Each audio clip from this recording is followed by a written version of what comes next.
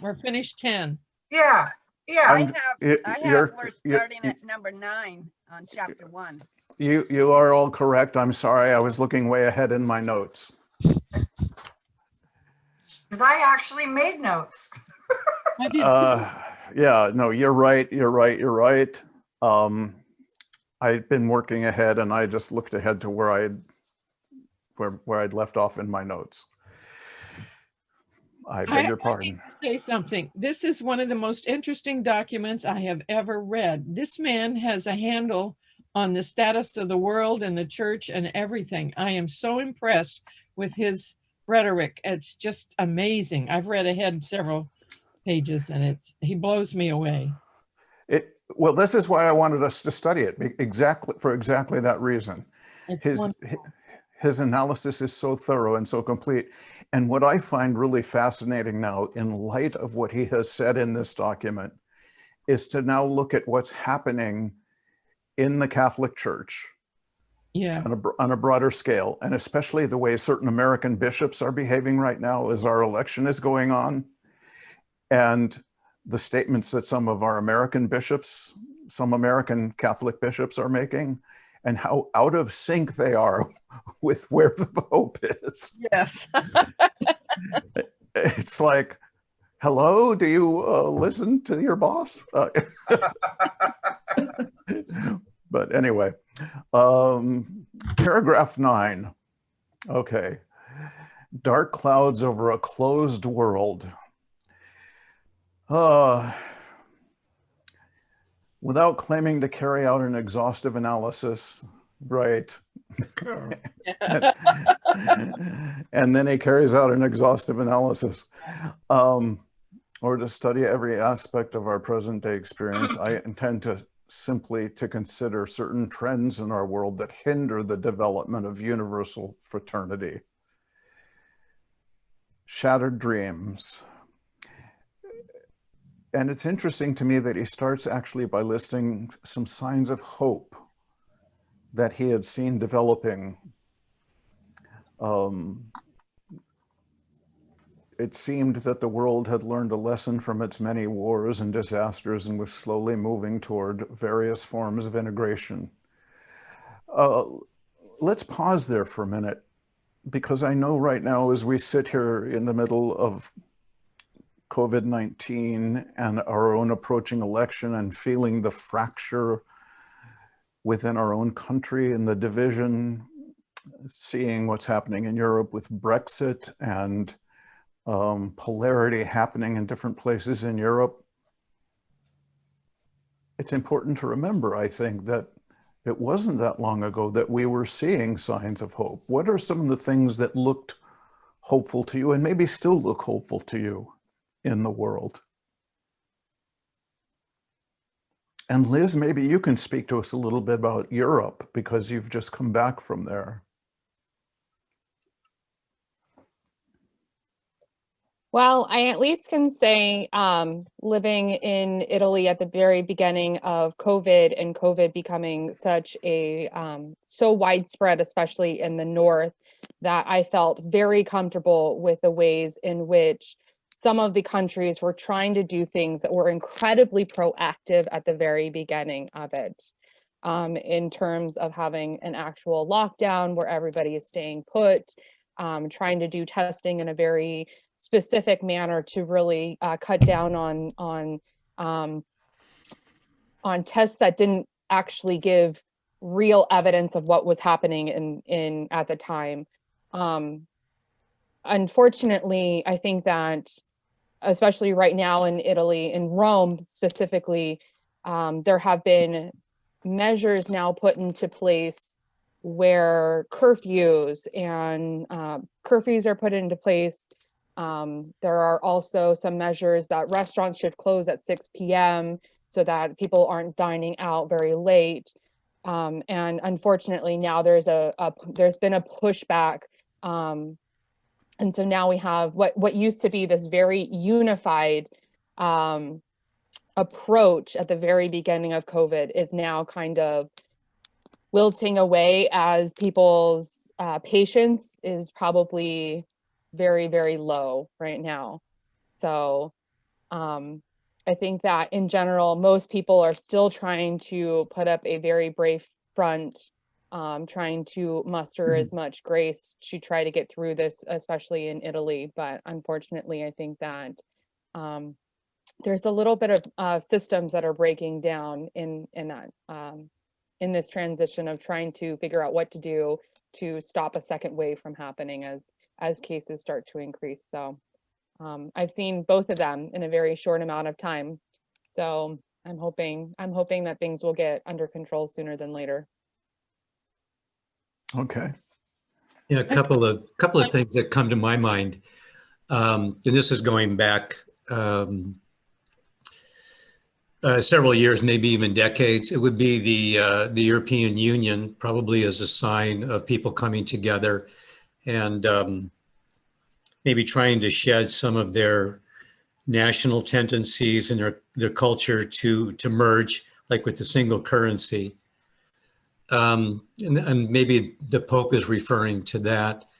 And then the UN refugee agencies that are doing so much work with refugees throughout the world, and the United Nations being able to make some inroads into promoting health throughout the world.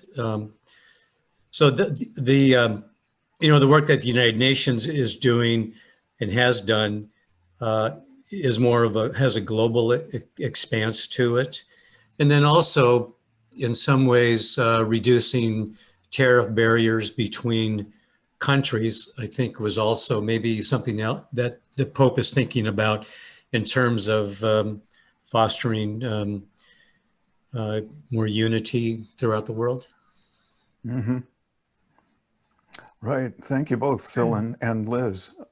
I feel like too, seeing the excuse me, when and various causes that have been protested here in our country and seeing those echoed in other countries, I think has been very meaningful for me to see that there's more global unity than one might think on certain issues.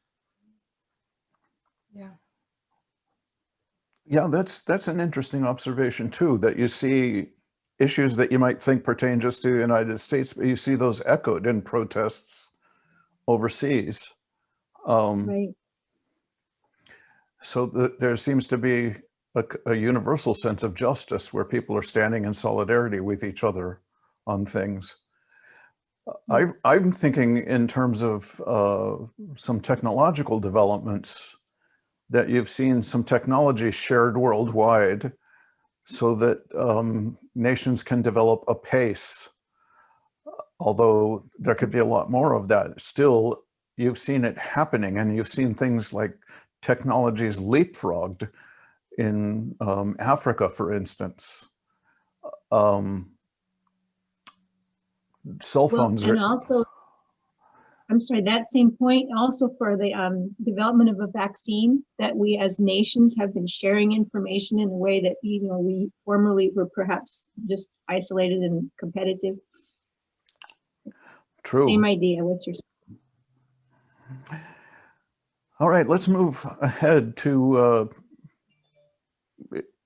paragraph 11. So in paragraph 10, there were signs of hope. Things seem to be moving forward. There was progress happening, cooperation, technologies.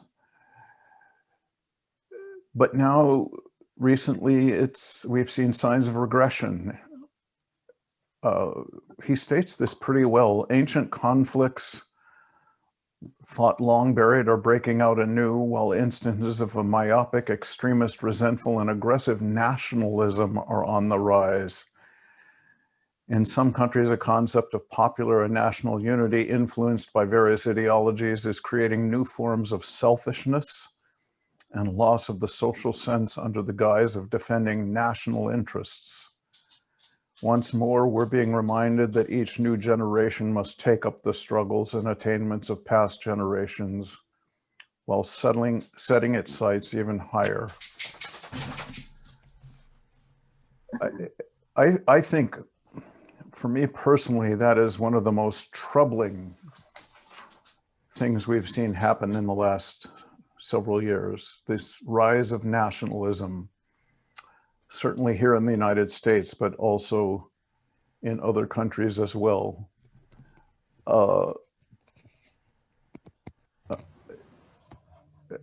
Anybody else want to speak to that? Hang on, Trump wants to go out of the room.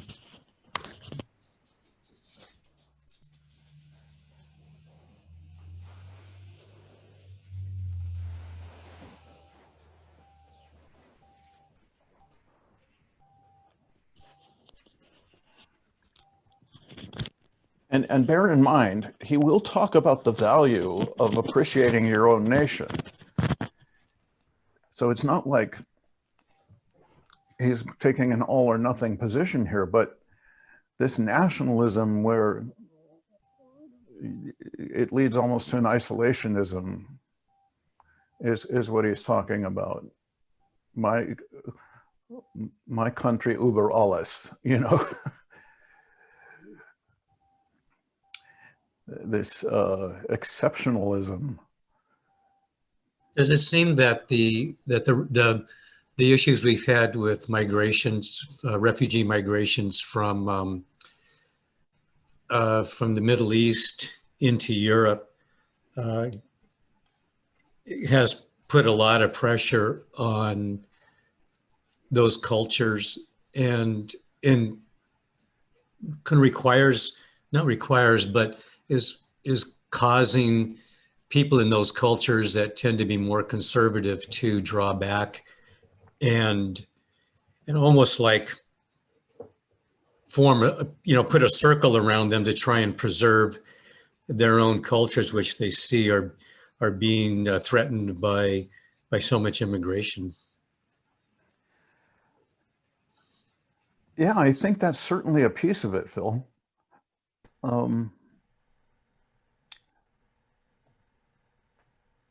There are pressures, and I think we've seen a lot of people reacting to what they perceive to be an erosion of their religion, their culture, their borders, their nation. And so they're closing down on all those areas. They're closing down in the areas of religion, they're closing down in the areas of culture, they're closing down in the areas of their national borders. And it's an understandable reaction, but it's not a necessary reaction.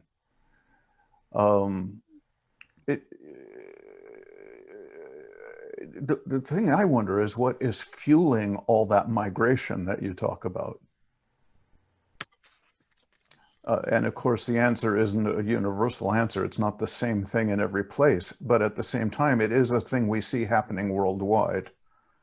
You talked about it happening in the Middle East. There was instability in Libya and elsewhere that fueled migration out of Libya and other parts of the Middle East into Europe. That raised reactions in Europe. We've seen trouble in Central America that put enormous pressure on our southern borders, which raised a reaction here in the US, an anti-immigrant reaction here. We've just seen it in a lot of places, and it's what is causing this destabilization in these various places, and why is it happening in so many places at one time? What are the pressures that are driving it? I mean, you can point to some places and talk about particular forces that are at work. You could point to Venezuela and talk about their really stupid government and how it's destabilized their economy, so people are fleeing to Bolivia and Chile. But that's a particular instance. And then you can point to Honduras and Guatemala, and you can name the factors there, but why is that whole region destabilized? what happened there? What's going on in Libya? And why is that spreading out into to the broader region? What's happened there? Is there some other central factor that's underneath all of that? And is there some way to come at it? It probably takes bigger minds than mine to figure all this out. But anyway, those are some of the things that are going on, and that's destabilizing it. And go Pastor, ahead. we tend to look for a central theme that is not necessarily there, and that what's going on in Syria may be what is going on in Syria, and what's going on in Libya is what's going on in Libya, and it's not so much a central theme as there's just pockets everywhere. You're absolutely right, Bob, except they do tend to feed into each other. They do. I mean, the Arab Spring was just an example of how they feed into each other. Right. And the flip side of it is, while what is driving it in each particular region might be distinct to that particular region, the reaction that people have when the migrants start coming seems to be fairly universal. And that is this reaction to close the borders, close the doors, close down the opportunities. I mean, not everybody reacts that way, obviously, but in every place you want to look at, you're seeing that kind of reaction happen. You're seeing a rise of nationalism throughout Europe. You see it in Germany, you see it in Italy, you see it in France, you see it here in the US, you see it in Great Britain, where there's this anti-immigrant reaction, this rise of nationalism, Britain for the Britons, Germany for Germans, and so on. Scotland for Scotland. America first. Yeah, instead of the reaction of welcoming the stranger and saying, well, immigration's always made our country richer before. It'll make us richer this time. It's but let's move forward, unless somebody else has something to say about this one.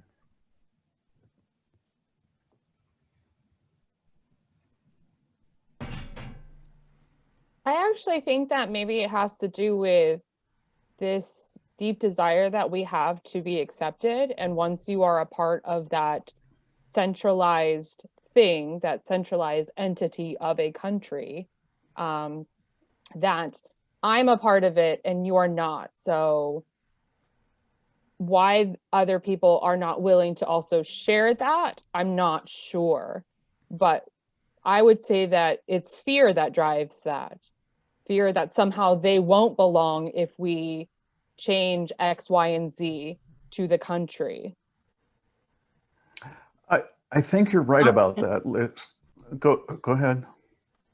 I was just going to say, also going along with what Liz said, if the attitude is more competitive than inclusive, if we have more of a sense, I think that's what fuels a lot of it, is if people start to feel insecure about their piece of the pie, they don't want to share because they're concerned that they will lose from their piece, and it's important to them. I think that's what I sense.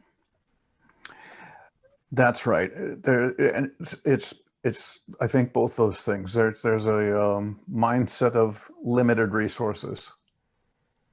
Mm-hmm.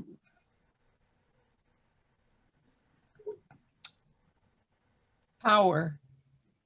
Power. Mm-hmm. People don't want to lose power, so they It's it's the NIMBY syndrome, not in my backyard. Right.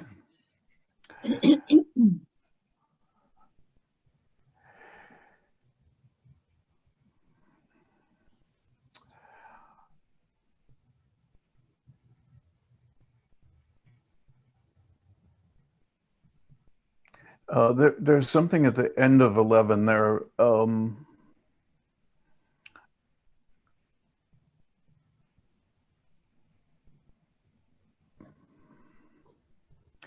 Yeah, in some countries, a concept of popular and national unity influenced by various ideologies is creating new forms of selfishness and a loss of the social sense under the guise of defending national interests.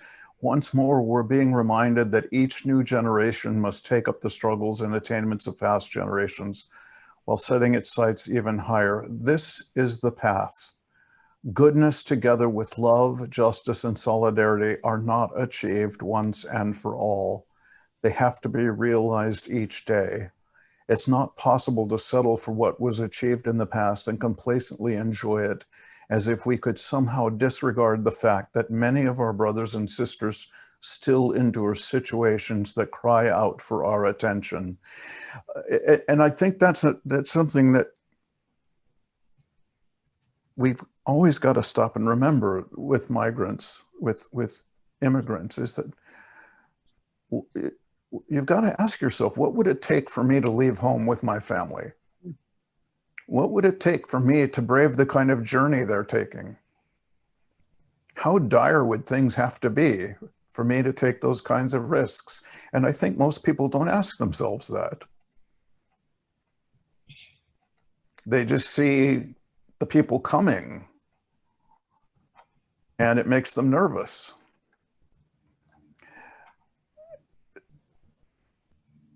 And they don't stop and think, well, why are they coming? What is it that is driving them to do this? 12.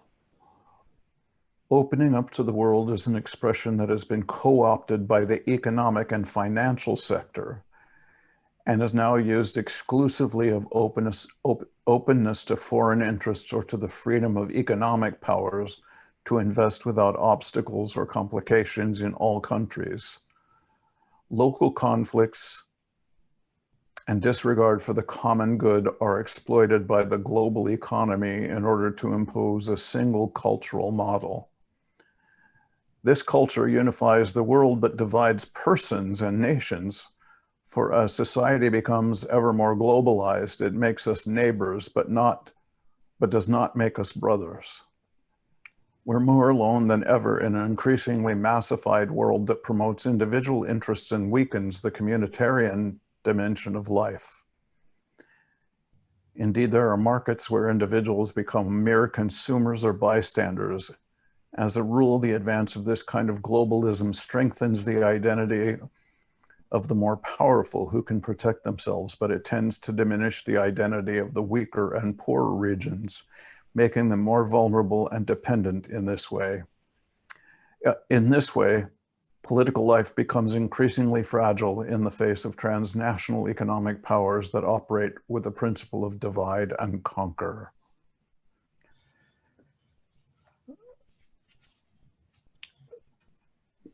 One of my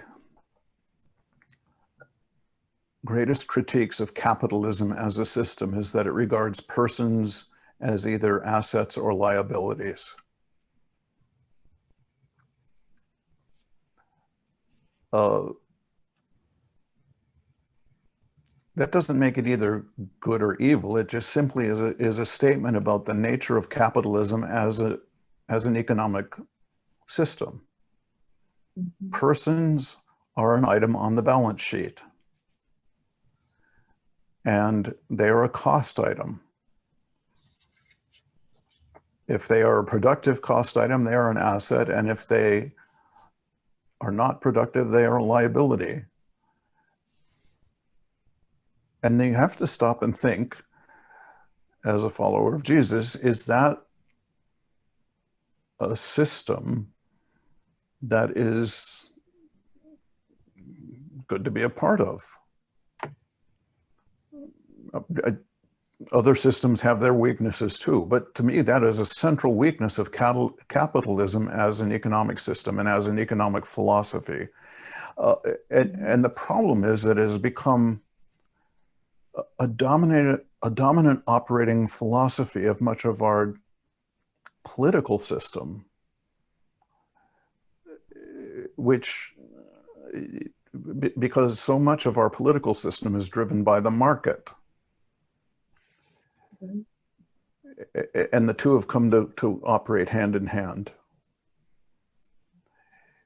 So that we end up talking about our politics in economic terms all the time, which means that people start to fall into categories of asset or liability. We start to talk about, and to a certain degree it's necessary, but we talk about balance sheets when we talk about our political objectives and what we want our government to do and what we want our government to achieve. That's a really long discussion. But as the goal being individual profit. But as followers of Jesus, it's something we need to think about, because, you know, whatsoever you do to the least of these, you do unto me. Read the Gospel of John. It's all about life in the beloved community. The idea that it is a cooperative venture living together. That's central to that gospel. Christianity has been a communitarian faith from the beginning, in the Gospel of, or in the book of Acts. Very early on, and you read that they held all things in common. People sold property and committed their proceeds to the community purse. You know, how long that continued, we don't know, but it's right there in the text.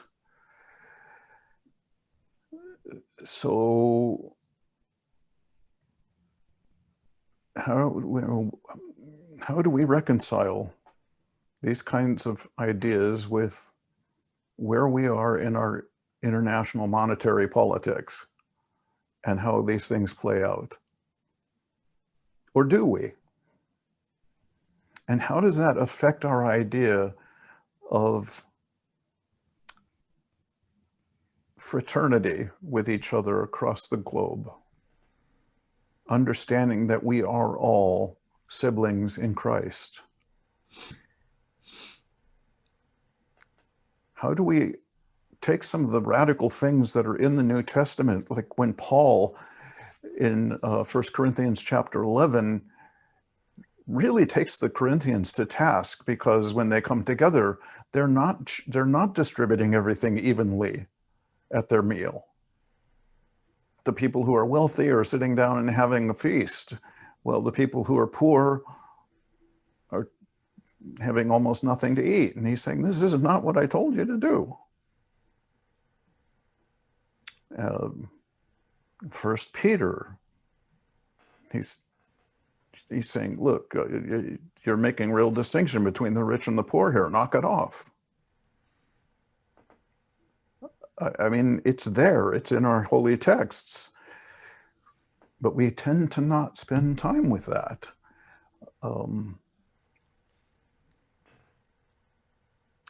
Because it might make us change.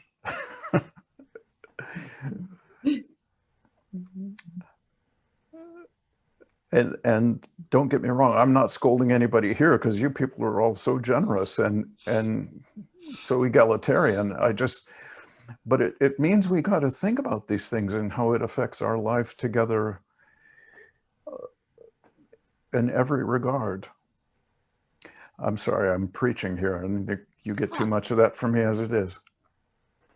I think that this is an interesting point, though, that in all of us, there's this element of consumerism, right? That we need tons and tons of things. And bringing it back to kind of the whole COVID thing, living outside the United States and then hearing all of these stories of, oh, the toilet paper is going, and oh, all the baking goods are going now, and all of these other material things.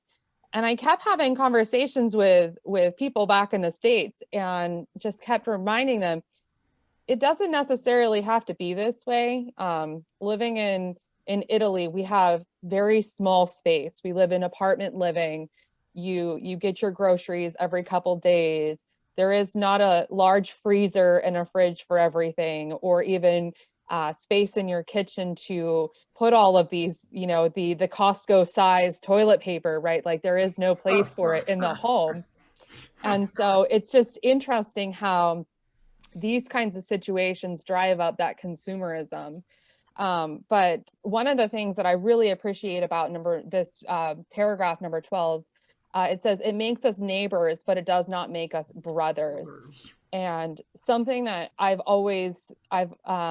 remember hearing it one time in a completely different Bible study group that I was a part of, but we were talking about the parable of the rich young man, and what do I need to do? What do I need to do to get to heaven, right? And Jesus says, sell all your stuff. And I actually don't think that he truly means that he should get rid of every little thing that he has, but rather not have everything. Because, and I thought about it myself, I was living in a small apartment myself, and I remember, oh, I didn't have X kitchen tool, a potato masher or something like that, right? So I was able to go to my neighbor and ask my neighbor, do you have a potato masher I can borrow? So of course they did. So I was able to then borrow it, use it, and then take it back. And that formed a connection. It formed a bond. It formed a relationship between me and my neighbor. And then later on, a couple weeks later, that person didn't have a hammer. So they came looking, you know, came over to me, felt comfortable enough coming to me and asking if I had a hammer. And I did have a hammer. So I was able to freely give it. And it's in everybody having enough, or having a singular tool or a singular thing within the community, that then everybody can benefit from that. And I think that by continuing to have this mentality that we have to have our own stuff all the time, and it's only for me and my loved ones and not for my neighbor, then we're going to continue to destroy each other. So perhaps maybe it is not in selling everything that we have, but in sharing what we have and sharing it as freely as we can. Yeah. Yeah, more like Yeah. living together rather than living next door.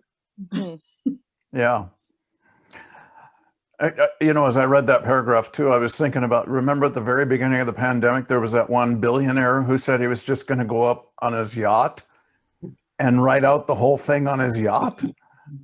It's like, oh, well, good for you.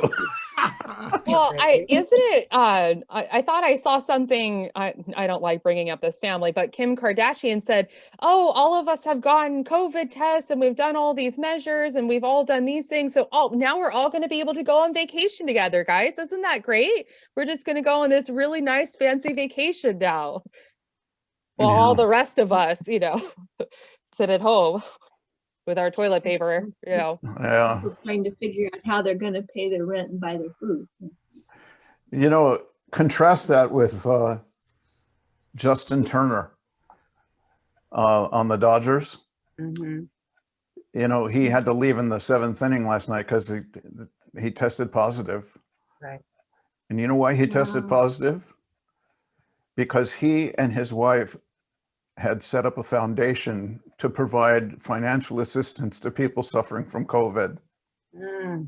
And he's been out there meeting with people, trying to protect, you know, to maintain precautions and everything else. But he's been actively trying to help people during this whole pandemic. Anyway, that's an aside. Let's keep going, shall we? 13.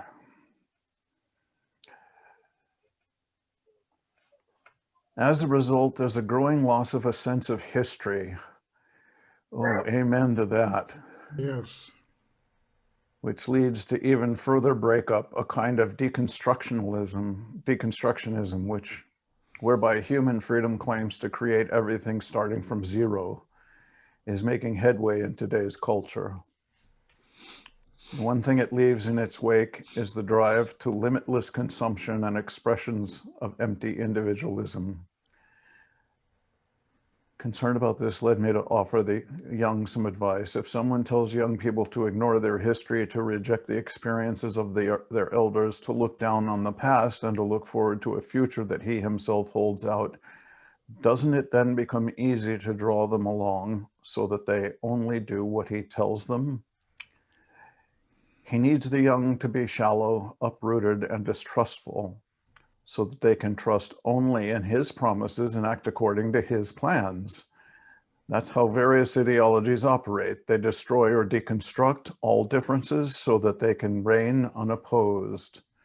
To do so, however, they need young people who have no use for history, who spurn the spiritual and human riches inherited from past generations and are ignorant of everything that came before them.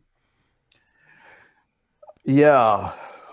I think this one is so central to where we are in this country today. Anybody else want to comment on that? Can I, as the youngest, I think I'm the youngest in the group, right? I think it's interesting, and it's something that I've thought about a lot, especially for some of the people in the group that don't know any of my backstory.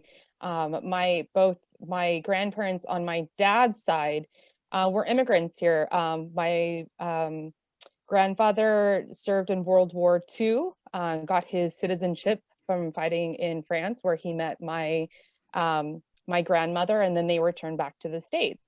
And I'm also very curious about this because I don't remember having too many conversations growing up about what was it like for my grandfather living in the Philippines, or what was it like for my grandmother living in France at that time. It seems that even as a third generation on my dad's side, that this Americanism or American ideals or something patriotic happened where they became very American, and all of those other cultural type things did not make it through the passing on from one generation to the next. And it's not as if I want to criticize them or criticize my parents or anything like that. But I also think I have that kind of concern in having conversations with other people my age as well who had similar situations. So I'm wondering how that nationalism that we were talking about before, how that plays into the passing down of history and the passing down of outside type history that is not perhaps as relevant as the American history that we are taught. That's an interesting comment.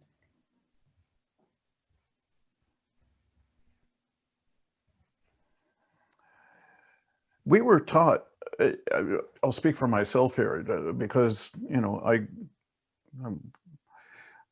I was a kid of the 50s and 60s, and the version of American history that we were taught as I was growing up was pretty sanitized and pretty white oriented.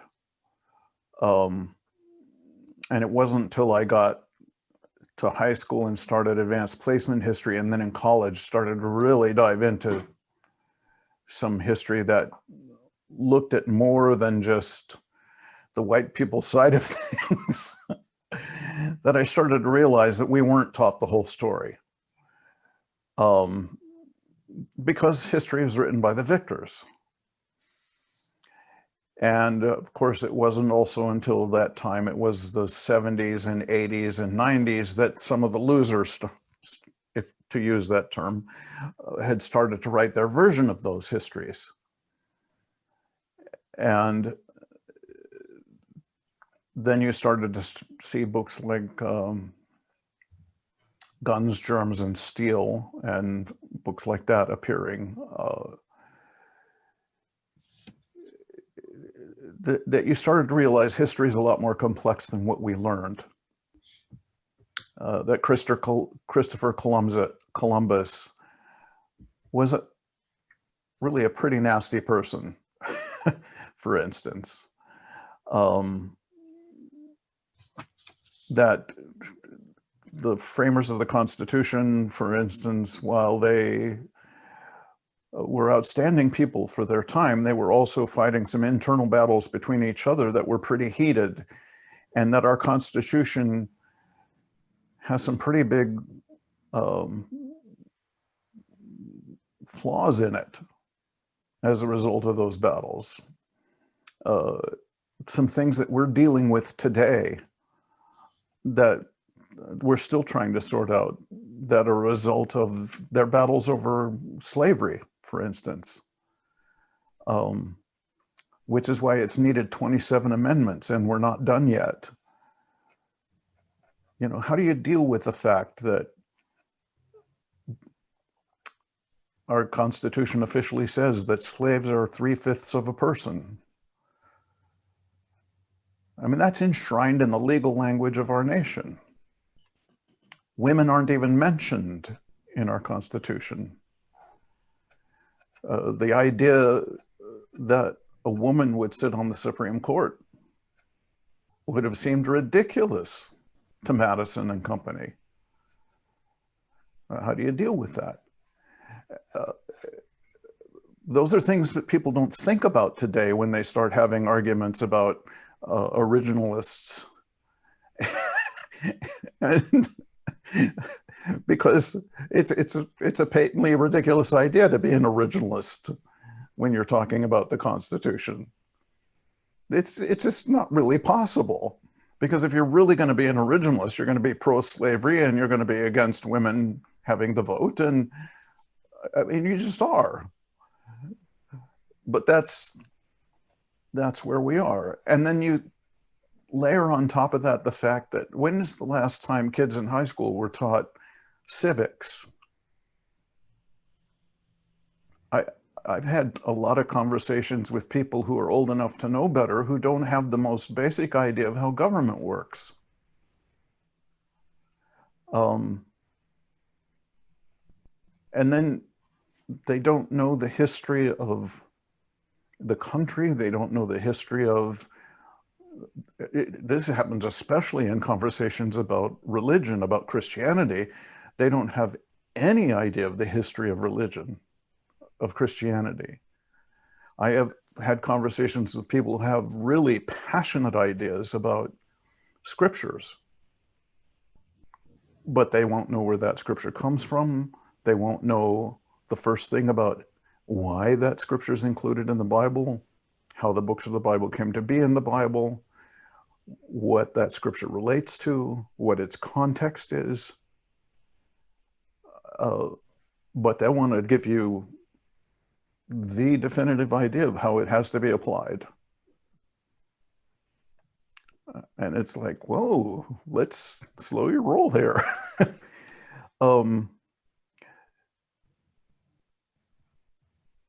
And I think Pope Francis is right here. Without that sense of history, you are a fruit ripe to be plucked. You are just really vulnerable to be led by someone with an ideology.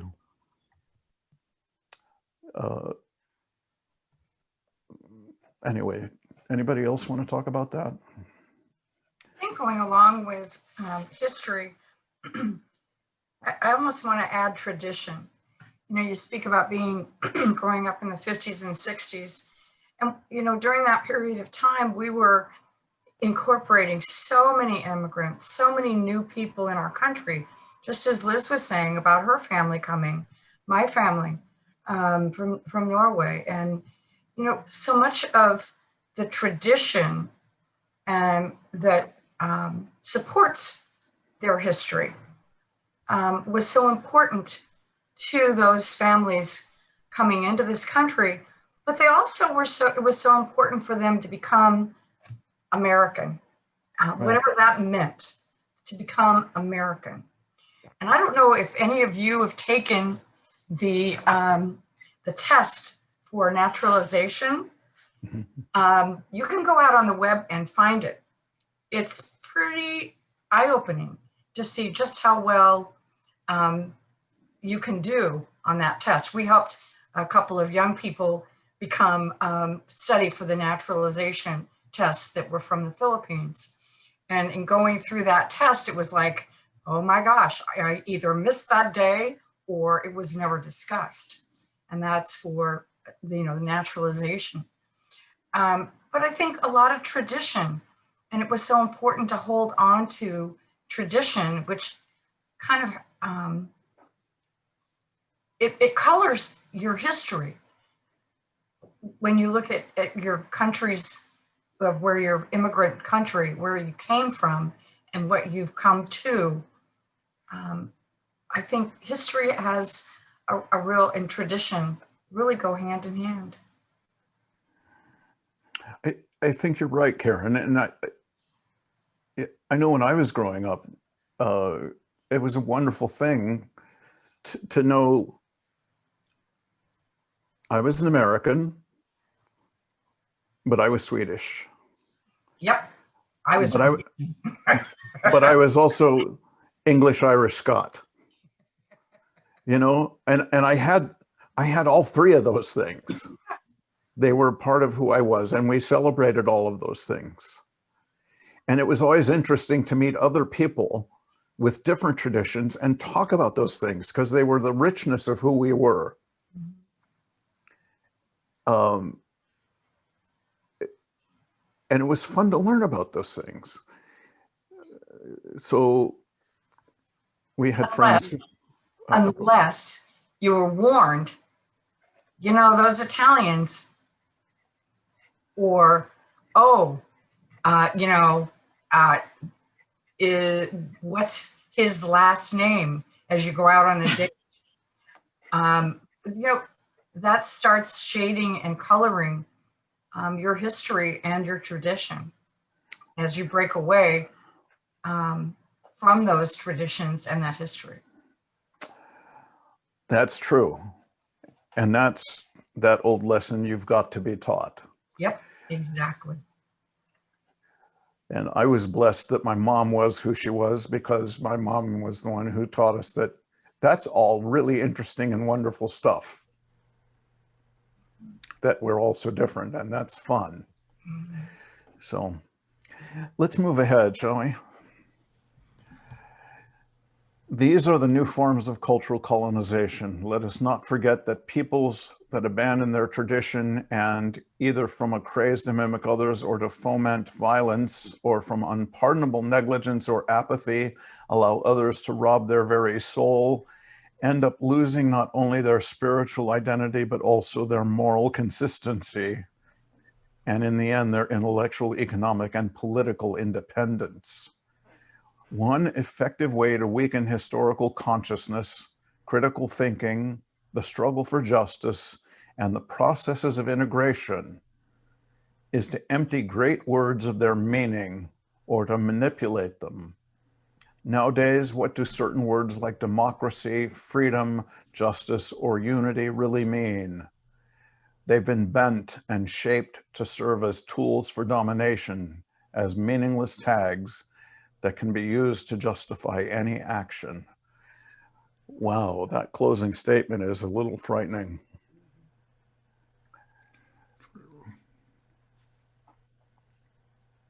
Goes back to power.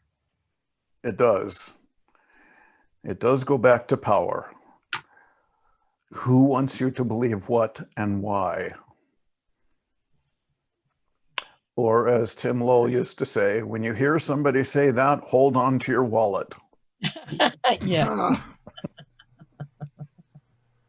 Yes. New forms of cultural colonization. What comes to mind when I read that is Jim Jones. Jim Jones? Yeah. Okay. Kool-Aid, but he managed to gather a whole slew of people around him. They moved to a different country, across oceans, across land, and if drank the Kool-Aid. They believed everything he told them. Excuse me. Yeah. Well, cult leaders do that. Yes. So do political leaders.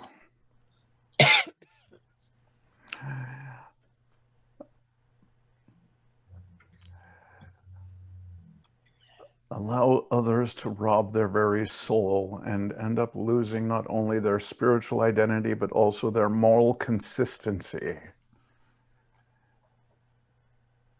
And in the end, their intellectual, economic, and political independence. Wow. That's a big, strong paragraph. Yeah. It's a real indictment. Yes. I wonder if he has someone in particular in mind.